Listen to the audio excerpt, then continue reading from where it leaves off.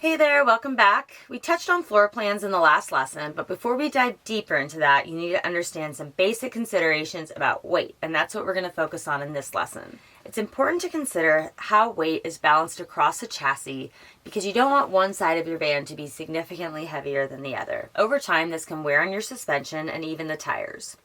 A general rule of thumb is to put water storage on one side of the van and then your batteries and your electrical system on the other. These things are heavy, and putting them on opposite sides of the van will help balance out your overall total weight. Another best practice is to keep your weight towards the floor over the rear axle for a lower center of gravity so the van doesn't feel top heavy. This will result in better handling and a smoother ride on those curvy mountain roads. The other area you'll need to pay attention to weight-wise is your materials. Materials like tile, granite, and excessive use of wood will add to the weight of the van and have potential to push you over your maximum recommended payload. The vehicle's payload refers to the total amount of weight the vehicle can carry, including passengers.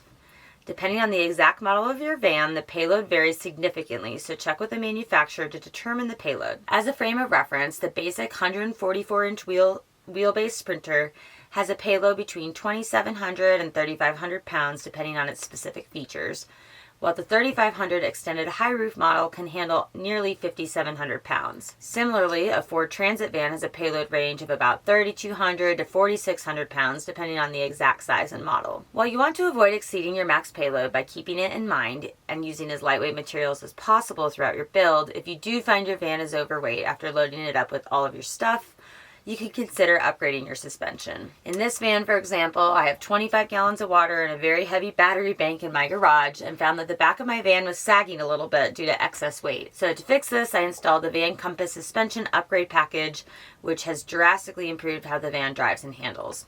For more information on that, I'll link to the YouTube video and blog post about the Van Compass system down below in the resources.